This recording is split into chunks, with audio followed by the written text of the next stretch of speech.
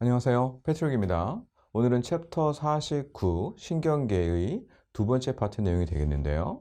저번 시간까지 저희는 대뇌를 구성하고 있는 뇌의 가장 큰 부분인 대뇌와 다른 뇌를 구성하고 있는 부분에 대해서 공부를 하였습니다.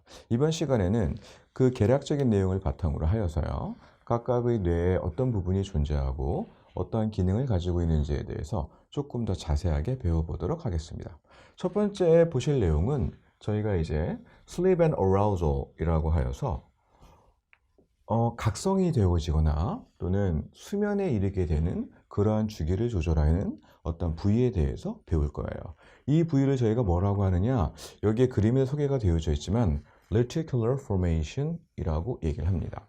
이 reticular formation 이라고 하는 건 원래 여기에 나와 있는 reticular 라고 하는 단어에 대해서 보시면 좋겠는데요. 이 reticular 라고 하는 단어는 라틴어로 small net입니다.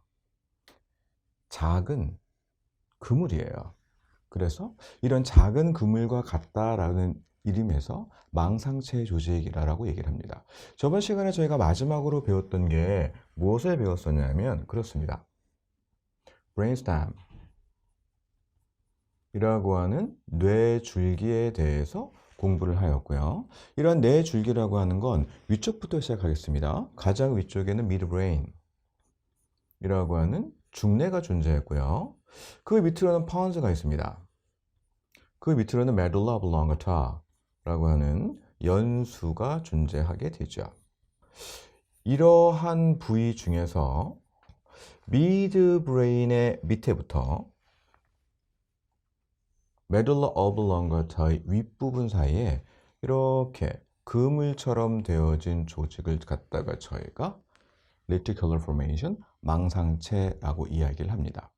어떤 기능의 작용을 하기에 sleep and arousal, 수면과 각성 주기를 조절하느냐, 이 부위는 브레인으로 들어가게 되는, 특히 이쪽에 나와 있게 되는 대뇌, cerebrum 이라고 하는 대뇌로 들어가는 부위에 정보들을 필터링 해준다라고 보시면 돼요. 메인 펑션은 그렇습니다. 필터링. 어떠한 정보를 여과시켜주는 거죠. 정보를 여과시켜준다는 건 그런 겁니다. 어떤 정보가 중요해요. 그러면 여기에는 reticular formation을 통해서 뇌로 들어가야 되겠죠. 그렇지 않고 중요하지 않은 정보다라고 판단이 되어지면 reticular formation에서 필터링 되어져서 브레인으로 넘어가지가 않게 되겠습니다. 그러한 정보 여과 과정을 한다라고 보시면 좋을 것 같고요. 어떤 예가 있느냐라고 하면 여러분 잠깐 낮잠 같은 거 잠진 적 있죠? 낮잠 같은 걸 자고 있는데 옆에서 누가 이름을 불러요. 철수야 이름을 부릅니다. 그럼 그 정보를 내가 중요하게 생각했으면 대뇌까지 올라가서 잠이 깨는 것이고요. 그렇지 않고 그 이름을 갖다가 중요하게 생각하지 않고 reticular formation에서 얘는 중요하지 않으니까 뇌로 올리지 말아야 되겠다. 그렇게 해서 차단을 시켜주게 되면 그 친구는 잠에서 깰 수가 없는 거죠. 그런 식의 관여가 되어진다라고 보시면 좋을 것 같아요. 사람은 그런 말씀 한번 드렸어요. 오른쪽과 왼쪽에 각각 헤미스피어라고 하는 반구가 존재하게 되고 이러한 반구들을 동시에 켰다가 끕니다. 즉 여기에 나오는 reticular formation에 의해서 어떠한 정보들이 중요하게 들어가면 오른쪽과 왼쪽에 있는 헤미스피어 반구를 동시에 켜는데 이거를 주기적으로 바꿔가면서 한쪽은 켜고 한쪽은 끄는 녀석이 있어요. 그걸 저희가 뭐라고 하느냐 그렇습니다. 저희 책에 한번 소개가 되어져 있는 것 같은데 그렇습니다. dolphin 이라고 하는 돌고래예요. 돌고래는 사람만큼이나 그렇죠. 저희가 초등학생 정도의 지능 지수를 가지고 있고 어느 면이나 사회성 면에서는 사람과 비견될 만한 그러한 동물체라고 보시면 좋을 것 같고요. 얘는 바다에서 살기 때문에 포식자가 있습니다. 그래서 잠을 한 번에 자지를 못해요. 어떻게 하느냐? 오른쪽은 자고요. 왼쪽은 깨 있습니다. 3시간 있다가 왼쪽은 자고 오른쪽은 껴있죠. 즉 sleep and arousal을 조절을 하게 되는 reticular formation이 오른쪽과 왼쪽을 갖다가 각각 차등적으로 켜고 끌 수 있기 때문에 돌고래 같은 경우에는 반만 잔다라고 보시면 돼요. 그럼 안 자는 반 가지고는 뭐 할 거 할까요? 네, 다른 포식자가 옆에 오는지 그런 것들을 갖다가 감시한다라고 보시면 좋을 것 같습니다. 네, 이래서 저희가 브레인스템을 구성하고 있는 sleep and arousal 를 조절을 하게 되는 reticular formation에 대해서 보았고요. 다음 슬라이드 잠깐 넘어갈게요. 다음 슬라이드는 이제 어디를 배울 것이냐. 저희가 이제 브레인스템을 주의로 해서 점점점 확대가 되어져 있는데 다음은 저희가 그렇습니다. 어떠한 emotion, 감정 같은 거에 관여가 되어지는 지역에 대해서 배우실 거예요. 이런 감정과 관련된 지역은 어디에 존재하는 지역이냐 이런 말을 부릅니다. 여기 안에 저희가 배웠던 브레인스템이 있어요. 이게 뇌의 줄기입니다. 뇌의 줄기를 여기 지금 표시된 게 쫙 둘러싸고 있죠.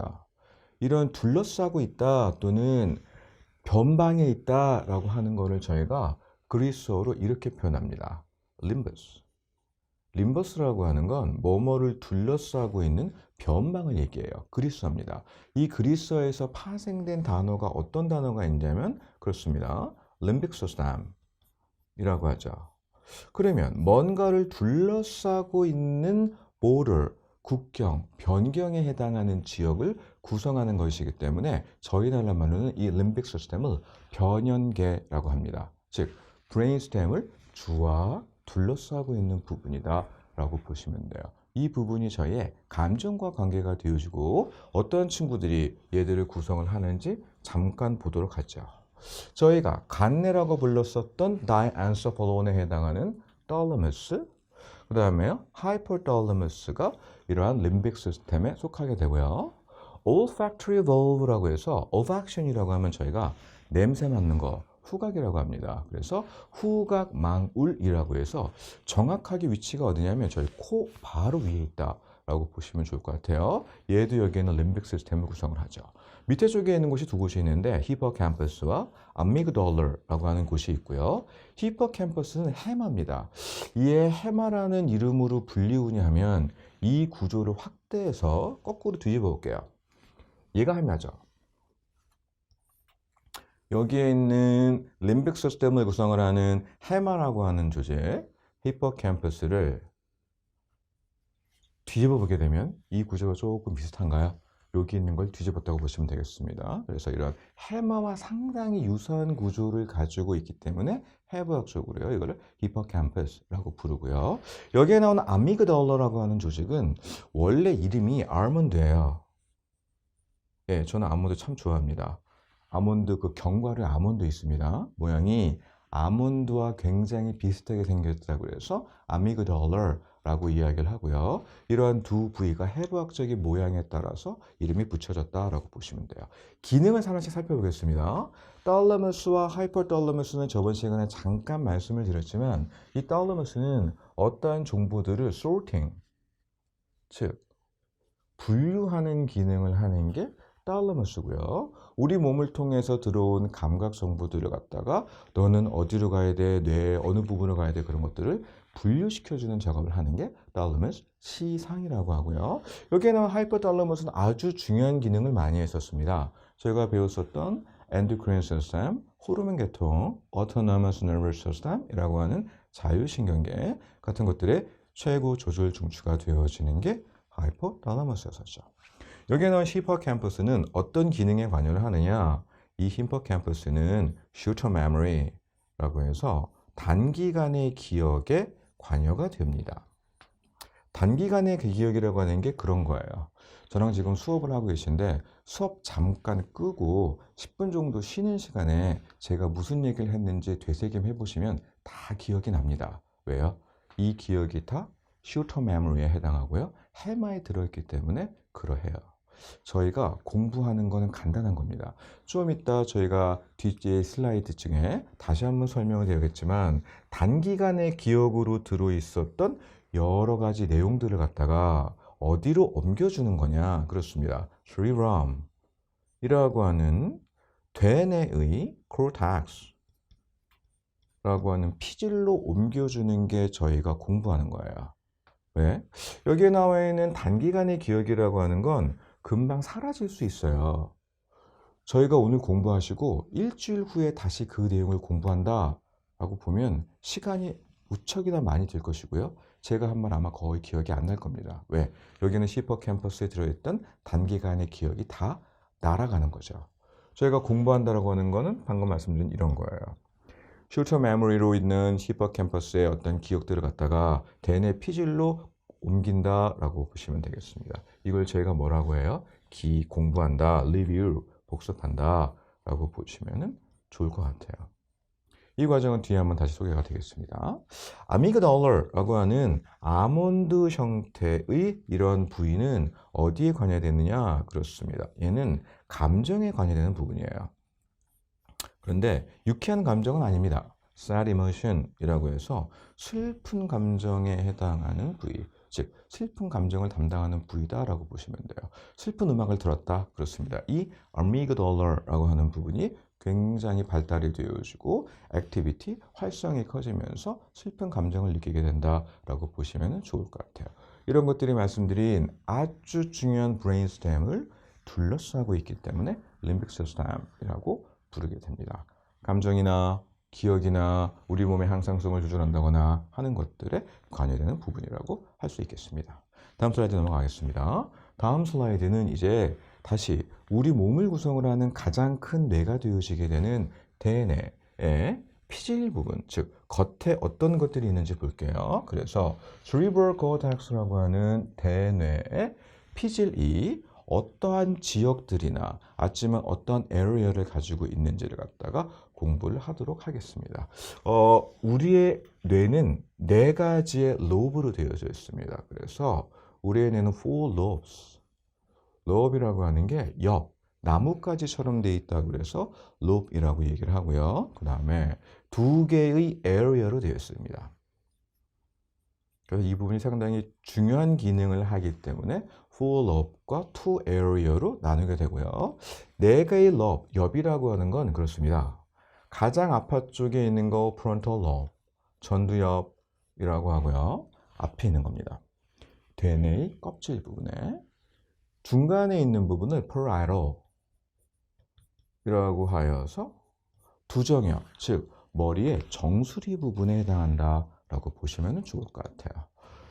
뒤에 있는 걸 저희가 occipital이라고 하여서 후두엽이라고 얘기합니다.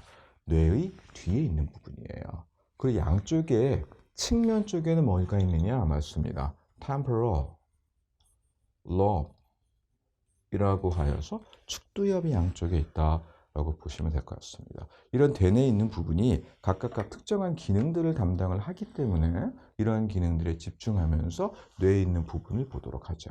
그리고 이 네 개의 롭은 그냥 저희가 뇌를 갖다가 열어보면, 즉 두개골을 갖다가 흠집을 내서 열어보면 그냥 한눈에 관찰될 수 있는 부분이다라고 보시면 돼요. 기능적으로 나눈 부분은 아니고요. 이 부분을 해부학적으로 봤을 때 이 부분이 랜드마크처럼 딱 한눈에 들어오는 부분들을 갖다가 나누었다라고 보시면 좋겠습니다. 각각의 기능들을 full lobe부터 살펴보도록 하겠습니다. 여기에는 full lobe 중에 가장 앞에 쪽에 있는 걸 frontal lobe이라고 얘기하죠. 이걸 저희가 전두엽이라고 얘기합니다. 전두엽은 어떤 기능을 수행하느냐? 저희가 알고 있는 뭔가 계획을 세운다거나 결정을 한다거나 감정을 일으킨다거나 스켈레탈 머슬, 공일격 근육들을 움직인다거나 하는 것들에 관여하는 기능을 수행을 합니다. 심지어 이 프론탈 로브이 인성을 만든다라고도 이야기를 하게 돼요. 그래서 이런 프론탈 로브이 이런 기능을 수행을 하고요. 그래서 저희가 알고 있는 고등 사고 활동을 거의 대부분 다 전두엽에서 수행을 한다라고 보시면 돼요. 뭐 재미있는 일화가 하나 있는데 영국 쪽에서 1900년대 초반에 실제로 있었던 일입니다. 어떤 철도회사에 근무하는 직원분이 굉장히 성실하셨대요. 근데 그분이 불의의 사고를 당해서 여기에는 전두엽 부분에 철근이 이렇게 관통했답니다. 대부분 다 돌아가시겠지만 이분이 운이 좋으셔서 살으셨대요. 근데 이게 다 완치가 되고 다시 돌아오셨을 때는 예전엔 그렇게 성실하고 근면하고 그런 직원이었는데 인격이 바뀌어서 자꾸자꾸 놀러 가려고 한다든지 아니면 여러 가지 뭐 잡음을 일으키는 그런 직원으로 변할 정도로 이 부분은 인격 쪽에 굉장히 많이 관여가 되어진다라고 보시면 좋을 것 같아요. 또 어떤 계획을 세우는데도 관여가 됩니다. 내가 2달 있다가 중간고사, 기말고사예요. 그러면 이제 계획을 세워서 착착착착착 이번 주에 뭐하고 다음 주에 뭐하고 다다음 주에 뭐하고 그런 것들을 수행하는 게 전두엽이라고 보시면 좋겠습니다. 근데 이런 계획성이 없으신 분이 어떻게 하느냐? 그래? 2달 후에 시험이면 1달 반 정도는 놀아도 되겠네. 그렇게 되면 시험을 망치겠죠. 그런 거에 관련되는 부분이 frontal lobe이라고 보시면 좋을 것 같아요. 두 번째 있는 부분은 parietal lobe이라고 해서 제가 이렇게 박싱 처리를 해드릴게요. 이런 parietal lobe이라고 하는 건 어느 부분에 관여가 되느냐? 우리 몸에서 들어온 감각 정보들을 통합시키는 과정, 해석하는 과정을 수행하는 게 두정엽이라고 합니다. 꼭대기에 있다고 그래서 정수리, 머리의 정수리 부분에 해당한다고 그래서 두정엽이라고 이야기를 하고요. 끝에 쪽에 있는 걸 갖다가 저희가 occipital lobe이라고 해서 이 부분도 박싱 처리를 한번 해보죠. 이 부분은 그래요. 뭔가를 보는 데 관여됩니다. 제가 지금 수업하고 있는 내용들 여러분들 보고 계시잖아요. 어디 쓰고 계신 거예요? occipital lobe이라고 하는 후두엽을 사용해서 뭔가 내가 보고 있는 거를 인식을 해서 공부하고 계신다라고 보시면 돼요. 또 temporal lobe이라고 하는 부분은 어디 존재하느냐? 여기 존재합니다. 이것도 박싱 처리 한번 해보죠. temporal lobe이라고 하는 건 그래요. auditory cortex라고 해서 뭔가 듣는 과정입니다. 제 목소리 들리시죠? 이러한 목소리를 듣는 과정에 상관이 되어지는 게 temporal lobe이고 위치상으로 봤을 때 여기 근처에 귀가 있어요. 그래서 이건 temporal lobe이 어떠한 듣는 과정이 된다라고 이해를 하시면 좋겠습니다. 이게 4가지 lobe이었어요. 그리고 그 다음에 배우실 내용은 여기에 2개의 area가 존재합니다. 2개의 area는 발견한 사람들의 이름을 따서 Broca's area라고도 하고요. 여기 존재합니다. 어디와 어디 사이라고 딱 보시면 좋으냐? frontal lobe과 temporal lobe 사이에 존재하는 게 브로카가 발견한 Broca's area라고 이야기를 하고요. 그 다음에 여기 이 부분에 Wernicke's area 또는 Wernicke's area라고 하는 부분이 존재하고요. 이 부분은 어디 사이에 있는 부분이냐? parietal lobe 두정엽과 temporal lobe 측두엽과 occipital lobe 사이에 끼어 있는 부분이다라고 보시면 될 것 같아요. 하는 기능을 살펴보겠습니다. Wernicke's area는 어떤 언어를 듣거나 이해하는 데 관련되는 부분이에요. 또 Broca's area는 어떠한 말을 하게끔 하는 데 관련된다라고 보시면 돼요. 저희 이거 예를 이렇게 어렵게 배우지 마시고 제가 영어 공부할 때 한번 생각해 보세요. 영어 선생님이 영어 회화 수업입니다. 선생님이 어떻게 하시냐면 listen and repeat 이라고 해서 듣고 따라해 보세요. 듣고 따라해 보세요. 그렇죠. 듣는 거 어디 들어요? 제가 화살표 한번 그려드릴게요. 듣는 건 temporal lobe에서 듣겠죠. 여기요. 여기에서 처음 듣는 걸 시작합니다. 그 언어를 어떻게 해요? 이해하죠. 어디에서요? Wernicke's area에서 이해를 하죠. 따라해 보세요. Listen and repeat. 듣고 그 언어를 이해한 다음에 말해 보세요 라고 하죠. 그렇습니다. temporal lobe, Wernicke's area, Broca's area로 진행되어지는 이 회로를 계속 연습을 하는 거예요. 이게 연습이 돼야지만 어떤 언어를 내가 유창하게 얘기할 수 있다라고 보시면 되겠습니다. 어렵지 않죠? 그래서 듣고 이해하고 따라하는 그 과정이 우리가 알고 있는 그냥 저희는 무의식적으로 그냥 그렇게 해야 되나 보다. 그게 아니고요. temporal lobe에서 듣고 Wernicke's area에서 이해를 한 다음에 그걸 똑같이 따라하는 과정이 반복이 되어진다라고 보시면 좋을 것 같아요. 괜찮죠? 그리고 여기에는 2개의 area 말고도요. 아주 중요한 코텍스가 2가지가 존재하게 됩니다. 이 아주 중요한 2가지 코텍스를 저희가 뭐라고 하느냐? somatosensory cortex라고 하는 부분과 motor cortex라고 이야기를 해요. 제가 한번 표시를 해볼게요. 위치상으로는 어느 위치에 존재한다 라고 보시면 되냐면요. 그렇습니다. 모터 코텍스는 frontal lobe과 parietal lobe 사이에 존재하는데 어느 쪽에 더 가까이 있어요? 프론탈 로브에 조금 더 가까이 있는 거고요. 모터 코텍스고요. 그 다음에 여기에는 소마토센소리 코텍스라고 하는 건 소마토라고 하는 단어부터 알아보죠. 이 소마토는 body입니다. 몸이란 뜻이에요. 그래서 몸에서 들어온 어떠한 감각적인 정보들이 다 모이는 장소가 소마토센소리 코텍스라고 보시면 되겠습니다. 어디 위치하느냐? 프론탈 롭과 퍼라이럴 롭 사이 중에서 그렇죠. 여기 퍼라이럴 롭 쪽에 위치하는 게 소마토센소리 코텍스라고 보시면 돼요. 뒤에 슬라이드에 한번 소개가 더 자세하게 됐을 텐데 뭐를 이야기하는 것이냐라고 하면 소마토센소리라고 하는 것들이 우리 몸으로 들어오는 감각들을 인식하는 거잖아요. 특히 접촉되어지는 감각, 촉감 같은 거를 갖다가 인식한다라고 보시면 돼요. 그래서 우리 각 부분에 따라서 이러한 뇌, 소마토센소리 코텍스가 할당이 되어져 있습니다. 그러면 손으로 들어오는 감각들은 이 부분으로 들어가라. 또는 무릎으로 들어온 감각들은 소마토센소리 코텍스의 이 부분으로 들어가라라고 할당이 되어져 있어요. 이런 정보들을 받아서 제 순서 잘 따라가 보세요. 정보를 받았습니다. 누가 통합을 시키지요? parietal lobe이 이 정보를 해석하고 통합을 시켜요. 그 통합된 정보들을 바탕으로 누가? frontal lobe이 결정을 합니다. 이 프론탈 롭이 한 결정들을 모터 코텍스라고 하는 건 우리 움직임을 만들어내기 위해서 스켈레톤 머슬, 근육 조직으로 각각 내려보내주는 곳이다 라고 보시면 좋을 것 같고요. 이 부분도 할당이 되어져 있어요. 그래서 손에 있는 근육을 움직여라. 발에 없는 근육을 움직여라. 아니면 가슴에 있는 근육을 움직여라. 이런 식으로 각각 지역이 할당되어져 있다라고 보시면 되겠습니다. 저 따라오시는데 어렵지 않았나요? 제가 한번 해볼게요. 들어오는 모든 정보가 어디에 모인다고요? 소마토센소리 코텍스에 다 모입니다. 누가 얘들을 통합해 준다고요? 두 정역, parietal lobe이 통합을 시켜주죠. 이거를 가지고 누가 해석을 해요? 누가 해석하고 누가 결정을 내려요? 프론탈 로브이 결정을 내려주죠.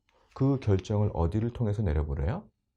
모토 코텍스를 통해서 내려보낸다 라고 보시면 되겠습니다. 이게 우리 뇌에서 정보가 처리되는 순서다 라고 보시면 좋을 것 같아요. 괜찮을까요? 오케이. 다음 슬라이드 넘어가겠습니다. 다음 슬라이드 같은 경우에는 방금 전에 말씀드린 소마토센소리 코텍스와 모토 코텍스라고 하는 것들이 우리의 몸에 해당이 되어지고 여기 잠깐 표현이 된 것처럼 body part presentation 이라고 해서 우리 몸의 어느 지역으로 인식이 되어지고 어느 지역으로 연결이 되어지는지가 표현이 되어 있다라고 표현이 되어 있어요. 말되어지고 있습니다. 아까 제가 각각 소마토센소리 코텍스나 모토 코텍스가 우리 몸의 각각의 파트에 할당이 되어져 있다라고 말씀을 드렸죠. 그 할당되어져 있는 부분들을 보여주고 있는 거예요. 그림이 좀 괴기스럽긴 합니다. 처음 보시는 분들은 그런 거죠. 우리 몸의 신체 사이즈랑은 조금 관계가 없습니다. 신체 사이즈와 관계가 없이 어떤 정보를 인식하는 부분들이 할당이 되어 있어요. 중요한 부분을 보셔야 되는 건 여기입니다. 여기는 소마토센소리 코텍스라고 해서 저희의 몸으로 들어오는 어떤 감각들이 뇌의 어떤 부분에 할당이 되어져서 모이는가를 보여주는 거예요. 그런데 여기 부분 중에 저희 손 이렇게 크지 않죠. 손으로 들어온 감각 정보들, 접촉 감각들이 모여지는 지점이 thumb, 엄지손가락, finger, 손가락, hand, 손으로 모여진 정보들이 뇌의 이 부분에 다 모여진다라고 보시면 될 것 같아요. 굉장히 크죠. 그래서 저희는 손을 아주 예민하게 다룰 수가 있고 손으로 접촉되어지는 감각들을 인식을 할 수가 있습니다. 이런 것들이 극대화되신 분들이 있어요. 손가락으로 엄지손가락이나 손가락으로 들어오는 감각을 인식하시는 분들이 점자 읽으시는 분들, 저희가 이제 안타깝게도 눈이 잘 안 보이셔가지고 맹인분들 같은 경우에는 이러한 부분의 접촉 감각이 굉장히 발달이 돼 있어서 글자를 점으로 이렇게 찍어놔도 걔를 손가락으로 쭉 읽어서 읽어드리실 수가 있으신 분들이다라고 보시면 좋을 것 같아요. 저희는 또 어디에 또 집중을 하시면 좋으냐? 저희는 얼굴에 나타나는 표정들, 눈이나 코나 얼굴이나 립, 입술 같은 거에 나타나는 표정들을 사람 사이 커뮤니케이션 하는 동안에 굉장히 잘 읽어 드릴 수가 있습니다. 왜? 여기서 들어오는 정보들을 굉장히 뇌 부분의 큰 부분으로 할당을 해서 받아들인다라고 보시면 좋을 것 같아요. 옆에 있는 부분은 그렇습니다. 모터 코텍스라고 해서 저희가 어떠한 골격 근육들을 움직일 때 명령들이 할당이 되어져서 뇌의 특정 부분으로 내려가는 부분을 보여주고 있습니다. 그러면 내가 여기 보는 것처럼 엄지손가락이나 손가락 같은 거를 갖다가 움직이기 위한 근육들이 굉장히 많이 할당이 되어져 있고 이 부분을 움직이게 할 수 있는 뇌 부분이 모터 코텍스에 아주 크게 존재한다 라고 보시면 되겠습니다. 이런 걸 통해서 저희가 어떻게 소마토센소리 코텍스로부터 뇌의 특정 부분으로 감각 정보를 받아들이고 그러한 명령들을 각각의 신체 부위에 있는 근육으로 어떻게 전달이 되어지는 뇌의 할당 부분이 모터 코텍스에서 어디인지를 살펴봤다라고 보시면 돼요. 또 한 가지는 저희는 그렇습니다. 어떤 감정 같은 걸 이렇게 얼굴 부분에도 굉장히 많이 드러날 수 있어요. 얼굴 부분을 움직이는 그 뇌 부분이 상당히 크게 존재한다라고 보시면 되겠죠.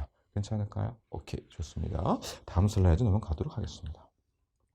다음 슬라이드는 이제 컨셉이 바뀌어가지고요. 새로운 컨셉을 배우시게 될 텐데 이런 컨셉은 이런 겁니다. 우리가 알고 있는 기억이나 어떠한 걸 학습하는 과정 내에서 시냅틱 커넥션이라고 해서 이 시냅스라는 건 저희가 뉴런과 뉴런 사이에 아주 작은 공간이고 그 사이를 통해서 뉴로트랜스미터라고 하는 신경 전달 물질이 전달이 되어지면서 어떠한 신경들 사이에 정보가 소통이 된다라고 말씀을 드렸는데 이런 부분들이 변합니다. 그러한 것들을 저희가 한마디로 정의하면 Neuronal Plasticity라고 해서 신경세포의 가소성이라고 얘기를 해요. 가소성이라고 하는 게 늘어날 수도 있고 줄어들 수도 있다 그런 의미로 받아들이시면 좋겠습니다. 즉 신축성이 있다는 얘기예요. 어떻게 신축성이 있느냐 이런 겁니다. 여기에 나와 있는 Neuronal Plasticity를 갖다가 지배하게 되는 가장 큰 원리는 Activity Dependent라고 하는 겁니다. 즉 어떠한 활동에 의존적으로 뉴런이라고 하는 놈의 커뮤니케이션이 강화될 수도 있고 약화될 수 있다라고 보시면 돼요. 그런 겁니다. 저희가 요즘에는 좀 빠르긴 한데요. 굉장히 어릴 때 한글을 배우시죠. 글자를 배운다라고 하는 건 굉장히 어려운 과정이고요. 여기 있는 뉴런과 뉴런 사이의 커뮤니케이션을 담당하는 시냅스 부분이 굉장히 활성화가 되어져야 되는 과정이에요. 그 과정을 계속 며칠 동안 부모님이나 선생님을 통해서 계속 학습을 하다 보면 거기에 나와 있는 커넥션의 숫자가 그런 겁니다. 여기 있는 뒤에 있는 뉴런이 있고요. A란 뉴런이 있고 그 앞쪽으로 다른 뉴런들 사이와 B, C라고 하는 뉴런들이 존재하게 되는데 이런 A, B, C 사이의 뉴런들이 커넥션이 접촉이 되어지는 지점이 하나밖에 없었어요. 이 하나밖에 없게 되면은 어떤 것들을 잘 습득을 한다거나 아니면 커뮤니케이션, 의사소통이 잘 안 되는 거죠. 그런데 내가 공부를 열심히 했어요. 그 과정에 시간을 들여가지고 공부를 열심히 하면 이 커넥션이 몇 개로 늘어났어요? 3개로 늘어났다라고 보시면 됩니다. 어떠한 과정을 계속 반복해서 하시게 되면 좀 더 숙달이 된다거나 나중에는 쉬워지죠. 그 과정들이 시냅스 사이 커넥션의 숫자가 변함으로써 나타난다라고 보시면 돼요. 안 쓰면 어떻게 될까요? 여기엔 열심히 공부를 해서 액티비티, 즉 어떤 활동성을 부여를 했기 때문에 늘어난 것이고요. 저희가 반대로 그 특정한 시냅스를 안 쓰면요. 약해집니다. 그럼 뭐 그런 거죠. 예전에 열심히 공부할 때는 어떤 수학적인 문제 아니면 영어적인 문제, 생물학적인 문제 금방금방 푸셨어요. 근데 그걸 몇 년 동안 손을 놨습니다. 그럼 다시 공부하려고 하면 힘들죠. 왜? 그 커넥션의 숫자가 줄어들었기 때문에 그렇다라고 보시면 되고요. 이 시냅스의 숫자가 늘어나는 것도 activity dependent, 활성에 의존적인 것이고요. 그런 하나의 시냅스 사이에 강도도 조절이 됩니다. 여기 지금 아까 보는 것처럼 A라고 하는 뉴런과 B, C라고 하는 뉴런 사이에 시냅스가 존재하게 되고요. 처음에 이 시냅스로 들어오는 정보량이 제가 그냥 임의적인 단위로 쓰겠습니다. 얘가 10이고요. 얘가 5였어요. 한 번에 5나 10이라고 하는 정보량이 전달이 되는 이런 시냅스가 존재했는데 이런 것들이 시간이 지나면서 10에서 20으로 5에서 15로 늘어났답니다. 자기가 뭘 발휘한 거예요? 그렇습니다. 액티비티라고 하는 어떤 활동, 열심히 공부를 해서 이러한 하나의 커넥션에 들어가는 정보량도 늘릴 수가 있다라고 보시면 될 것 같아요. 그래서 이런 겁니다. 공부하는 게 이런 거죠. 처음에 어떤 새로운 학문을 공부를 하게 되면 힘들어요. 왜? 이 시냅스의 숫자가 적습니다. 열심히 공부해서 이 시냅스의 숫자를 늘릴 수도 있어요. 또 하나의 시냅스가 가지고 있어서 소통할 수 있는 정보량도 처음에는 굉장히 적습니다. 그래서 점점점 늘어나게 할 수 있다라고 보시면 되죠. 뭐에 따라서? 액티비티에 따라서 늘어날 수 있다라고 보시면 되고 이 액티비티가 바로 뭐예요? 그래요. 복습하시는 거예요. 리뷰하시는 겁니다. 그래서 되쓰는 대로 공부하시고 난 다음에 놓지 마시고 계속 복습을 하시면 처음에 어렵게 다가왔던 것들도 쉽게 될 수 있다라고 보시면 좋을 것 같아요. 그래서 이런 겁니다. 이렇게 하나의 뉴러널 플라스티시티에 의해서 어떠한 특정한 분야에 대한 감각이 생기면 다른 분야로 빨리 다른 것들을 배울 수가 있어요. 그런 겁니다. 우리나라 장기를 잘 두시는 분들은요, 이러한 시냅스의 커넥션이 좀 강화가 되어 있기 때문에 뭐를 금방 배우세요? 서양 체스 금방 배우십니다. 또 내가 하나의 언어를 통달했어요. 뭐 내가 영어를 완전 마스터했어요. 영어로 얘기를 잘해요. 그러면 다른 언어 쉽게 배우세요. 왜? 이런 뉴런al 플라스티시티에 의해서 어떠한 시냅스의 숫자도 늘어났고요. 시냅스 하나가 전달하는 정보량도 늘어났죠. 그 영어 통달했으면 뭐 스페인어나 불어나 독일어 같은 거 쉽게 마스터한다라고 보시면 좋을 것 같습니다. 그래서 바이링구얼 두 개의 언어 쓰다가 세 개, 네 개, 다섯 개 정도의 언어를 쓰실 수 있는 분들로 발전하실 수 있다라고 보시면 좋겠습니다. 그게 다 뭐에 의존적이라고요? 액티비티에 의존적이죠. 결국은 열심히 복습하셔야 된다라고 보시면 좋겠습니다. 오케이. 다음은 이런 과정을 조금 더 분자적인 수준에서 설명하는 모델에 대해서 말씀을 드릴게요. 이 모델을 저희가 뭐라고 하느냐? Long-term potentiation 이라고 합니다. 뇌의 장기 상승 작용이라고 해요. 아까 배웠던 거 조금 복습 한번 해보죠. 뭐냐면 저희가 히포캠퍼스라고 하는 부분에서 해마라고 하는 조직이죠. 오늘 배웠던 내용, 슈터 메모리라고 하는 단기간의 기억이 다 저장됩니다. 이거를 뭐로 옮기는 거? cerebral cortex. 아까 봤었던 DNA 피질이라고 해서 frontal lobe, parietal lobe, occipital lobe, temporal lobe 그런 cerebral cortex를 옮기는 게 뭐라고요? 이게 activity이죠. review죠.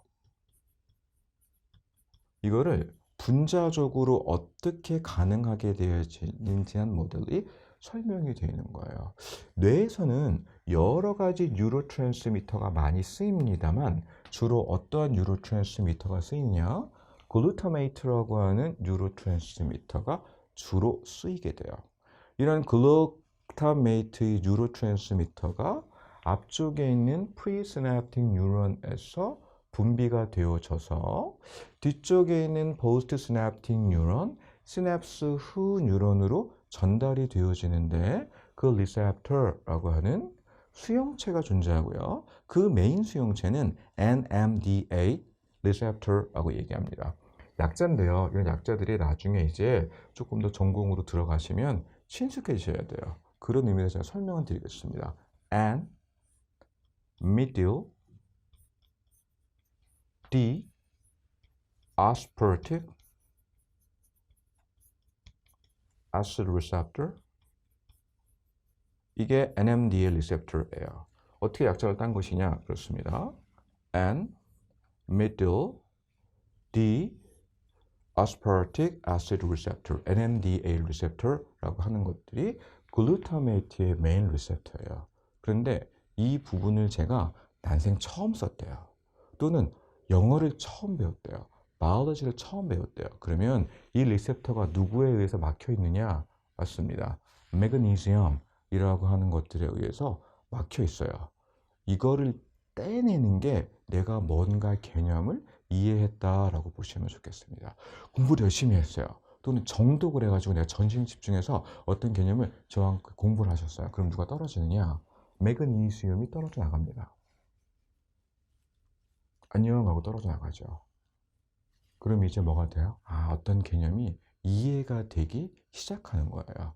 그래서 글루타메이트가 붙을 수가 있겠습니다. 이게 어떤 개념을 한번 이해하는 거예요. 이걸 조금 더 친숙하게 가는 과정이 여기에 하나가 더 설명이 되어 있습니다. 글루타메이트가 메이저한 브레인에서의 뉴럴 트랜스미터인데 이것들이 바인딩하게 되는 결합하게 되는 리셉터가 NMDA 리셉터도 있고요. 조금 더 많이 결합이 되어져서 활성화에 많이 관여가 되는 리셉터가 하나 더 있는데요. AMPA 리셉터라고 합니다. AMPA 리셉터는 조금 이름이 복잡하고요. 중간중간에 여러 가지 단어들이 화학 물질들이 끼어 있긴 하지만 제가 설명을 드릴게요. Alpha amino, methyl, propionic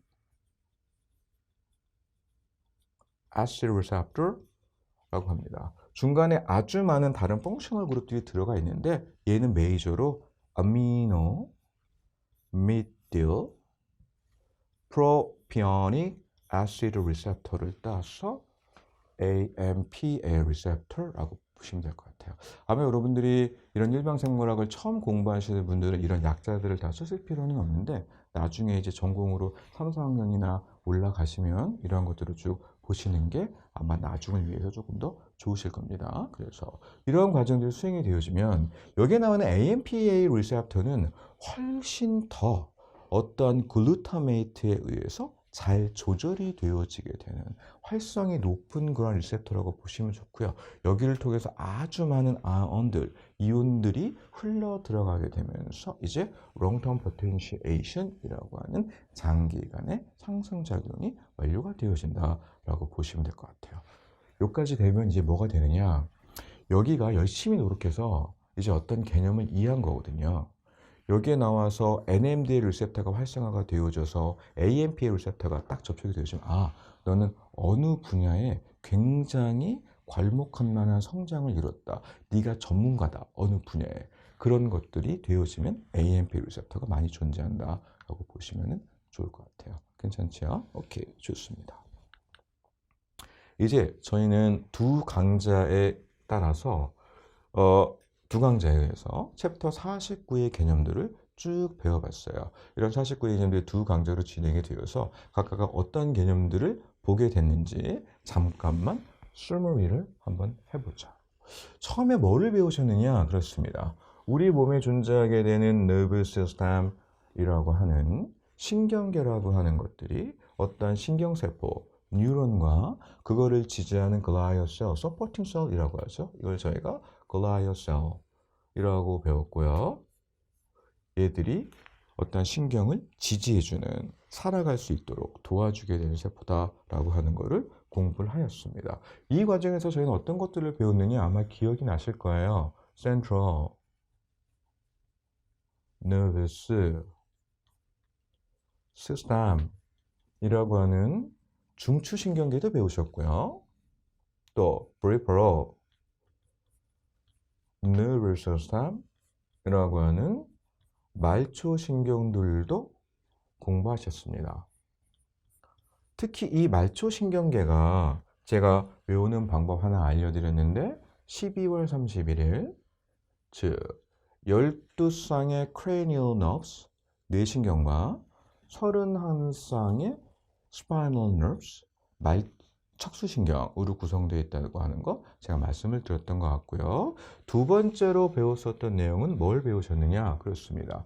척추동물의 뇌라고 하는 부분이 각각 부위별로 특화가 되어져 있다라고 하는 내용에 대해서 공부를 하셨고요. 이 컨셉을 배우시면서 어떤 걸 공부하셨느냐? 그렇습니다. 우리 몸을 구성하는 가장 큰 뇌를 저희가 cerebrum이라고 하는 대뇌라고 배우셨고요. 이 대뇌보다 조금 작으면서 어떤 움직임 같은 거에 관여되게 되는 어떤 움직임을 세밀하게 조절하는 부분을 손의 cerebellum이라고 배우셨고요. 이 두 개만이 오른쪽과 왼쪽에 반구를 가지고 있다라고 하는 개념들도 공부하셨습니다. 세 번째는 뭘 배웠느냐? 이렇게 두 가지 뇌 사이를 건너뛰는 놈이 있었어요. 다이가 둘이라는 얘기죠. encephalon이라고 배우셨습니다. encephalon이라고 하는 건 뇌예요. 다이는요, 두 개 또는 cross, 건넌다는 뜻입니다. 두 개의 뇌를 건너뛰는 부분을 이야기하고 그 두 개의 뇌가 가장 큰 뇌, 대뇌, cerebrum, 작은 뇌, 손의 cerebellum, 이 두 사이의 뇌를 이렇게 건너뛰는 부분이 있었고 이걸 저희가 diencephalon이라고 배우셨어요. 뇌의 간 또는 간뇌라고 아마 여러분들이 번역된 걸로는 간뇌죠. 아마 배우셨던 것 같습니다. 뭘로 구성되어 있는지 기억나시나요? pineal gland라고 하는 송가체, thalamus라고 하는 시상, hypothalamus라고 하는 시상하부, anterior, posterior pituitary gland, 뇌하 수체 전혀 후엽으로 구성되어 있다라고 하는 내용도 같이 배우셨어요.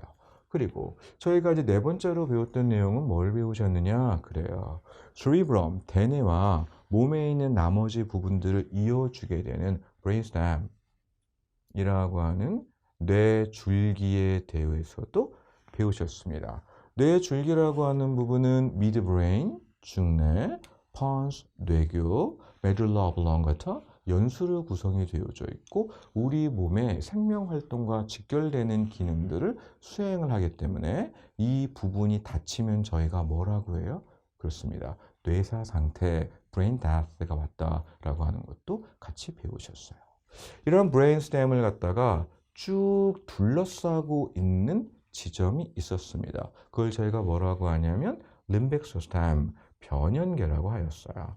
이런 변연계라고 하는 부분은 우리 몸에서 단기간의 기억이라든지 감정에 관여가 되어지고 누구로 구성되느냐? 위쪽에는 하이포달라무스와 달라무스, 시상과 시상하부.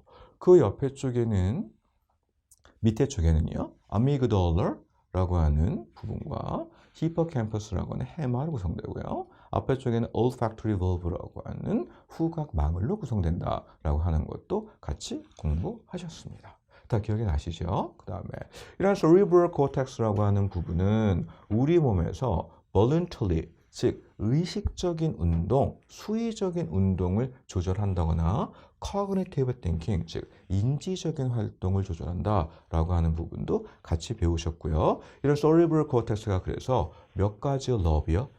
four lobes, 네 가지의 엽으로 구성이 되어 있고요. 이 엽이 앞쪽에 frontal lobe, 머리 쪽에 parietal lobe, 꼭대기요.